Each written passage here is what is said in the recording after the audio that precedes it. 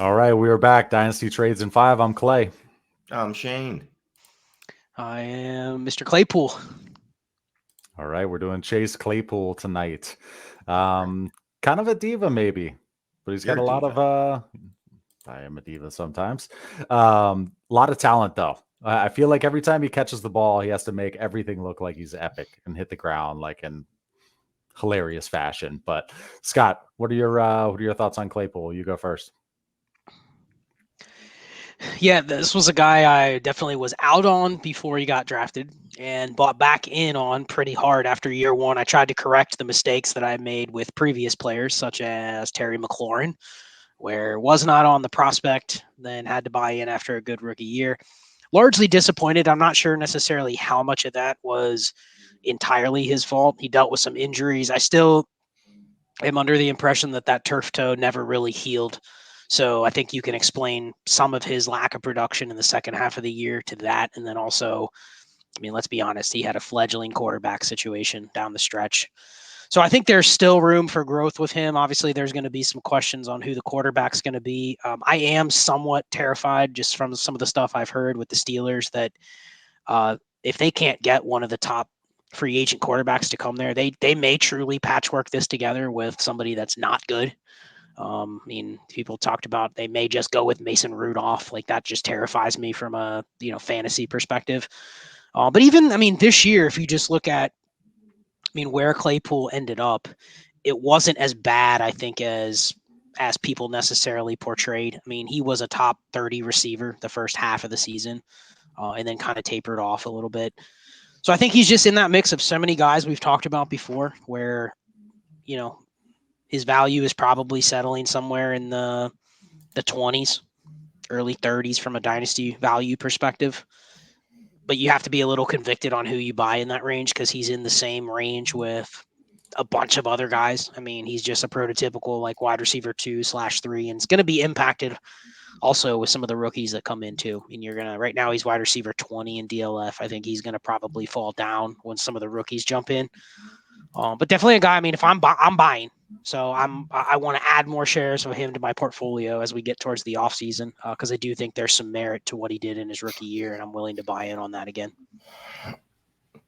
Yeah, I mean it's pretty simple. So I was just looking at some of his stats. So he averaged more targets per game this year, more receptions per game, more yards per game, more yards per target, and more yards per reception per game.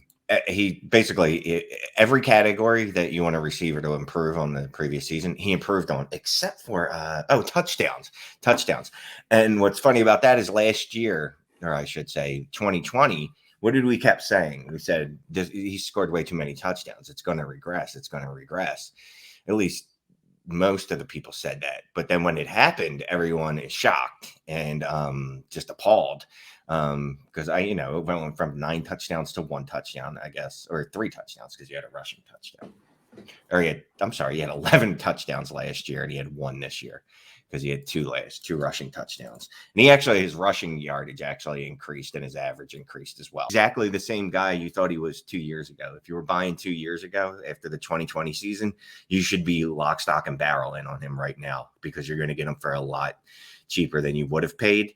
And literally the only thing that changed from last year to this year was he didn't have an absurd amount of touchdowns, and he didn't have a 5-touchdown game against the Eagles like he did in 2020. That's literally the only difference. Would you rather have Chase Claypool or the 107? Yeah, At 107. Yeah, I'm taking the 107. Just again, Yep. the flexibility of that pick and what I can do with it. What if it were 109? Then I'm moving to Claypool. It's close. I think that's right. That's the sweet spot range to buy a lot of these wide receiver 2/3s is probably like a 108 to 112 ish, and we'll see how the class evolves. But I think you're going to get a comparable profile receiver there. So I think that's pretty square. Straight up, who do you like better, Claypool or Judy? Claypool. You know what? I actually think the move would be take Judy now and then see if anything breaks in the next 2 months. If they were to get Wilson or Rogers or Watson, I think you're going to see you could get Claypool plus. So short term, I'd rather have Judy, but more production over the next couple years, I think it could be Claypool. Who do you like better, straight up, Elijah Moore or Chase Claypool? Elijah's got the steam, man. Top 15 receiver. I mean, he's definitely a tier ahead. I don't have to pay Elijah Moore to get a Chase Claypool. I'd find another way to get Chase Claypool on my roster. What about Chase Claypool and the 202 or Jalen Waddle? Waddle. Honestly, I like the pivot off of Waddle for 2 receiver shots, but I definitely think the value side right now is Waddle. Waddle's a top 5 dynasty wide receiver by this time not by this time next year, but in startup drafts, I should say, this offseason, he's going to be a top 5 dynasty wide receiver. He'll be outside of the top 5 the following season, but that's okay.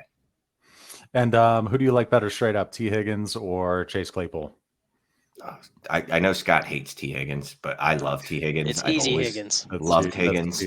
I was Higgins touting is a Higgins top 8 receiver all year. When Scott kept telling me that he was terrible, I kept telling Scott T. Higgins is the man. Tried to tell him T. Higgins. Travis Etienne or Chase Claypool? Not taking the broken running back. You can have him, Scott. We will make that trade right now.